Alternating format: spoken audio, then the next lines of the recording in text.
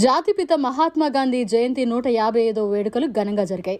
నెల్లూరు జిల్లా కోవూరు నియోజకవర్గం ఇందుకూరుపేట మండలం పల్లెపాడు పినాకిని సత్యాగ్రహ గాంధీ ఆశ్రమంలో కోవూరు నియోజకవర్గ శాసనసభ్యురాలు వేమిరెడ్డి ప్రశాంతిరెడ్డి స్వతంత్ర పోరాట యోధుడు మహాత్మా గాంధీ విగ్రహానికి పూలమాలలు వేసి నివాళులర్పించారు.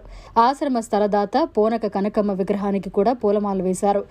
ఇలాంటి మహోన్నత వ్యక్తులను భావితరాల యువకులు స్ఫూర్తిగా తీసుకుని దేశానికి రక్షణగా నిలవాలని ఆకాంక్షించారు.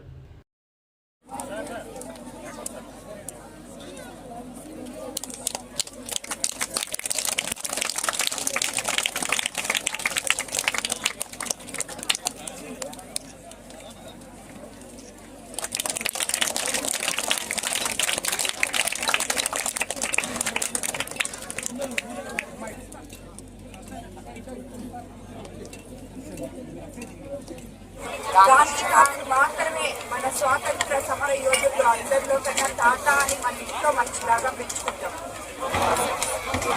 గాంధీ నడిచిన ప్రదేశంలో, గాంధీ ఆశ్రమంలో గాంధీ జయంతి ఎంతో మంది ఈ గాంధీ ఆశ్రమాన్ని స్ఫూర్తిదాయకంగా తీసుకొని ముందుకు నడిపిస్తున్న రెడ్ క్రాస్ మెంబర్లు, పెద్దలు, అనేక మంది నాయకులు ఇక్కడున్న ఈ ఆశ్రమానికి కోసం అహర్నిశలు పాటుపడే ప్రతి ఒక్కరికి తల వంచి నమస్కరిస్తున్నాను.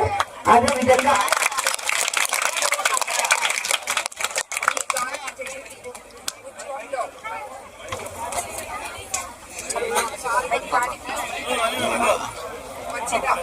చిన్నారులకు నా శుభ ఆశీస్సులు.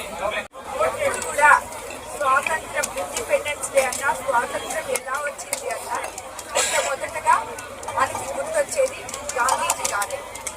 గాంధీజీ గారు ఎన్ని పోరాటాలు చేసినా హింస అనే దానికి తావు లేకుండా అహింసావాదంలో మనల్ని ముందుకు తీసుకుపోయి ఆ రోజు ఆయన పాటుపడిన ప్రతి ఒక్క ఉద్యమంలో అహింసావాదంలో జరిగింది.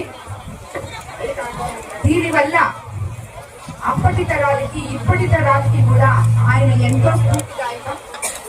ఎందుకంటే ప్రతి ఒక్కరూ ఈ రోజుల్లో హింసతో తప్పితే ఏది సాధ్యం కాదు అనుకునే వాళ్ళకందరికీ కూడా నాటి తరం నుంచి నేటి వరకు కూడా గాంధీ గారి ఆశయం మనం గుర్తుపెట్టుకుంటే ఏదైనా కూడా ఓర్పుతో, సహనంతో, అహింసావాదంతో మనం సాధించవచ్చు అనేది నిరూపించిన నేత మన గాంధీ మహాత్ముడు.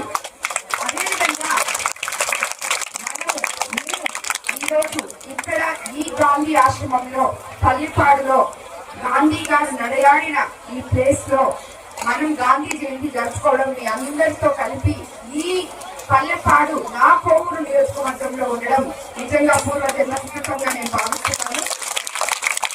అదేవిధంగా ఈ వరకు ఎంపీ వేమిరెడ్డి ప్రభాకర్ రెడ్డి గారు పల్లెపాడిని దత్తత తీసుకొని ఉన్నారు. ఇక్కడ కొన్ని అభివృద్ధి పనులు కూడా చేయడం జరిగింది. రాబోయే రోజుల్లో నేను ఒక ఎమ్మెల్యేగా, అదేవిధంగా ఎంపీగా వేమిరెడ్డి ప్రభాకర్ రెడ్డి గారి సహకారంతో ఇంకా కూడా మనం పల్లెపాడుని ఇప్పుడు రవీంద్రన్న చెప్పారు, ఇంకో అన్న చెప్పారు, వాళ్ళందరూ కోరిక మీదకు ఎంతవరకు అయితే మనం ఈ గాంధీ ఆశ్రమాలు ఉన్న ఈ పల్లెపాడిని ముందుకు తీసుకోగలమో దానికంతా తప్పకుండా ఒక శాసనసభ్యురాలుగా తప్పకుండా దీన్ని అభ్యున్నతికి నేను పాటుపడతాను. అది నా అదృష్టంగా భావిస్తానని చెప్పి మీ అందరికీ కూడా తెలియజేసుకుంటున్నాను. వీటందరికీ కూడా ఈ చిన్నారులకి రాబోయే రోజుల్లో మహాత్మా గాంధీ జీవితం ఒక స్ఫూర్తిదాయకం కావాలని చెప్పి, ఆయనే మన ఇన్స్పిరేషన్ గా ఉండాలని చెప్పి మిమ్మల్ని అందరినీ నేను కోరుకుంటున్నాను. అందరికీ నాకు ఈ అవకాశం ఇచ్చిన రెడ్ క్రాస్ మెంబర్స్ కానీ గాంధీ ఆశ్రమం నిర్వహించే పెద్దలకి అందరికీ ధన్యవాదాలు తెలుసుకుంటున్నాను. నమస్కారం. మరిన్ని అప్డేట్స్ కోసం మన HN9 టీవీ ఛానల్ ని సబ్స్క్రైబ్ చేసుకోండి.